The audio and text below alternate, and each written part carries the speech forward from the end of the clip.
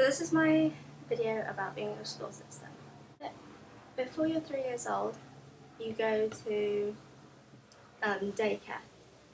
So then when you're 3, you go to nursery. And you don't really do much in nursery. My only memories are drawing and napping and making a cake with blue icing. That's all I remember. Apparently you learn how to count and you learn colours and stuff like that. And then you go to reception when you're 4. And I think you learn how to add and stuff. When you're 5, you're in year 1. You go to year 2 when you're 6 and you do your SATs in year 2, which is Key Stage 1. I don't really remember doing those SATs. I remember playing. Half of the class did it and half the class went and played, and then you swap. And the tests really aren't that important. I think they've got rid of them now. I think they're just so that they can see who would need more help in the future. Yeah. 2 stories. And the bottom story was reception, year 1 and year 2. And there were about 30 people in each. No, there were about 60 people in each year, 2 classes of 30. And then outside,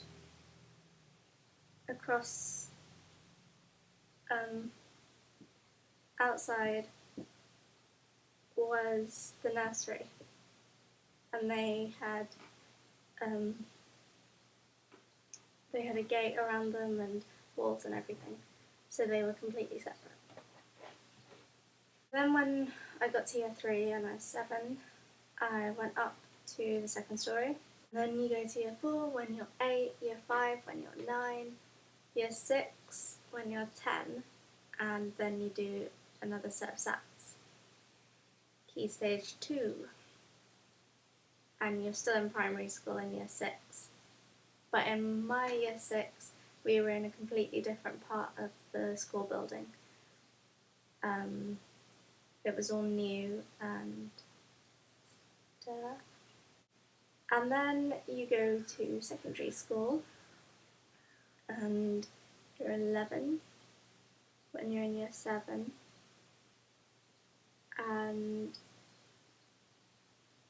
then you're 12 when you're in year 8, 13 when you're in year 9, and then you do another set of SATs. These ones are to decide what set you're going to be in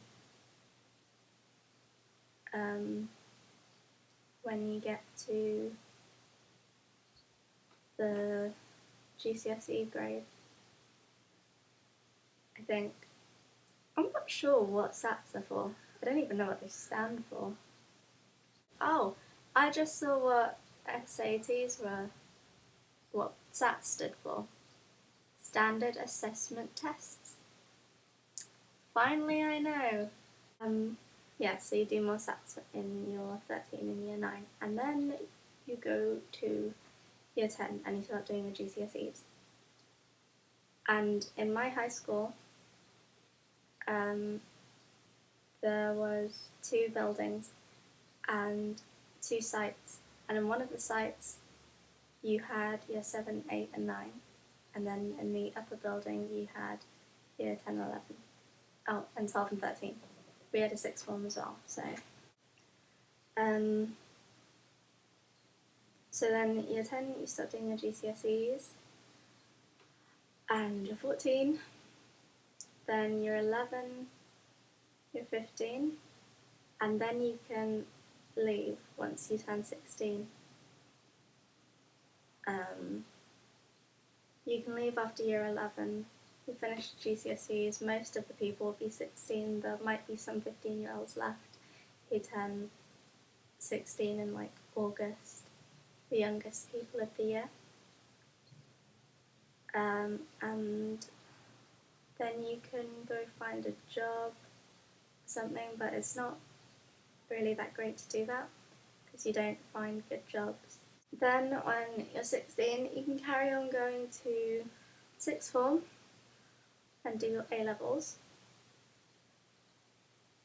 and you do 3 or 4 of them. I think some people only do 2 and some people do 5. And you do AS level when you're 16 and A2s when you're 17, and that's year 13. Some schools only go up to year 11 and then you have to go to a different sixth form, and the sixth form will just be year 12 and 13s. But with my school we had from year 7 to year 13, just 2 different buildings for it. And then once you finished your A-levels you can take a gap year or not. Depends if you want to travel and stuff before you start going to uni. But what I did was I left after my GCSEs and I went to college, and I did a vocational subject, which is a subject you do with a direct work category. Like I was doing beauty therapy, so that's got a direct job to be a beauty therapist, and you don't really do anything else with that qualification. And I think that's it. Right, bye!